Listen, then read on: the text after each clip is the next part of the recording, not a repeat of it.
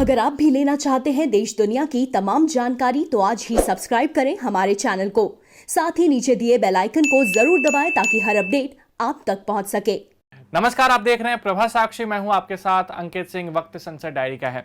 विदेश मंत्री एस जयशंकर ने राज्यसभा में कहा कि जरूरत के मुताबिक भारत ब्रिटेन के समक्ष वहां हुई नस्लवाद की कथित घटनाओं का मुद्दा उठाएगा।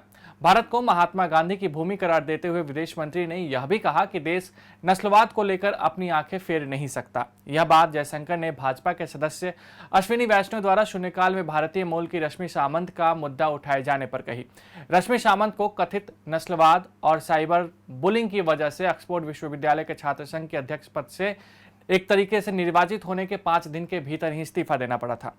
वहीं विदेशों में रहने वाले भारतीयों के हितों की रक्षा करने के लिए सरकार की प्रतिबद्धता दोहराते हुए विदेश मंत्री एस जयशंकर ने उम्मीद जताई कि खाड़ी क्षेत्र के देश ऐसे भारतीयों की वापसी को सुगम बनाने में मदद करेंगे जिन्हें कोविड-19 महामारी के कारण भारत लौटने को मजबूर होना पड़ा था।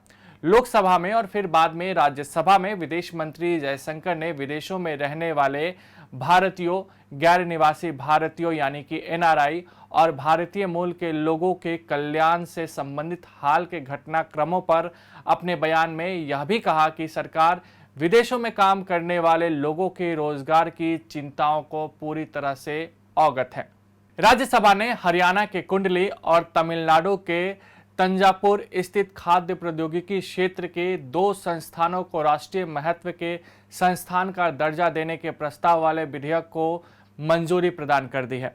विधेयक पर हुई संक्षिप्त चर्चा का जवाब देते हुए कृषि एवं कल्याण मंत्री नरेंद्र सिंह तोमर ने कहा कि सरकार की नीतियां उत्पादन केंद्रित रहने की वजह से देश में उत्पादन बेहतर हुआ है।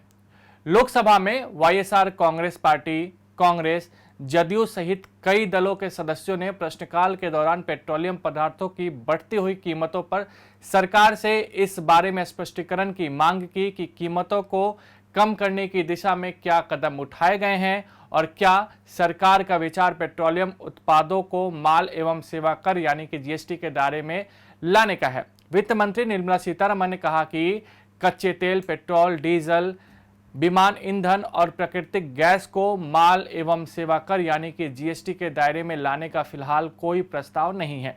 देश में 1 जुलाई 2017 को जब जीएसटी लागू की गई थी तब पेट्रोलियम उत्पादों को इसके दायरे से बाहर रखा गया था। केंद्र और राज्य सरकारों के कर राजस्व का एक बड़ा हिस्सा इन उत्पादों पर लागू करों पर निर्भर करता है। लोकसभा में प्रश्नकाल के दौरान पीएम केयर्स फंड में दान को लेकर कांग्रेस और सरकार के बीच आरोप प्रत्यारोप देखने को मिले, जहां विपक्षी पार्टी ने दावा किया कि एलआईसी का पैसा लोगों को फायदा पहुंचाने की बजाय इस फंड में दिया गया। केंद्रीय मंत्री अनुराग ठाकुर ने पलटवार करते हुए राजीव गांधी फाउंडेशन पर चीन से चंदा स्वीकार करने का आरोप लगाया। निचले सदन में कांग्रेस के रवनीत सिंह बिट्टू ने कहा कि कोरोना वायरस महामारी के दौरान लागू लॉकडाउन के समय गरीब एवं प्रवासी मजदूर परेशान थे। वहीं वित्त राज्य मंत्री अनुराग ठाकुर ने कहा कि लॉकडाउन के दौरान प्रवासी श्रमिकों को वापस लौटते हुए परेशानी का सामना करना पड़ा। उन्होंने प्रवासी मजदूरों सहित लोगों की परेशानियां कम करने की दिशा में सरकार द्वारा उठाए गए कदमों की जानकारी भी दी। ठाकुर ने कहा कि पीएम केयर्स फंड में लोगों ने मुक्त भाव में सहयोग किया है। लोकसभा में दिल्ली राष्ट्रीय राजधानी क्षेत्र शासन संशोधन विधेयक 2021 पेश किया गया, जिसमें दिल्ली के उपराज्यपाल की कुछ भूमिका और अधिकारों को परिभाषित करने का प्रस्ताव किया गया है। केंद्रीय गृह मंत्री जी किशन रेड्डी ने निचले सदन में विधेयक को पेश किया। विधेयक के उद्देश्यों एवं कारणों के अनुसार इस विधेयक में दिल्ली विधानसभा में पारित विधान के परिप्रेक्ष्य में सरकार का आशय राष्ट्रीय राजधानी क्षेत्र दिल्ली के उपराज्यपाल से होगा।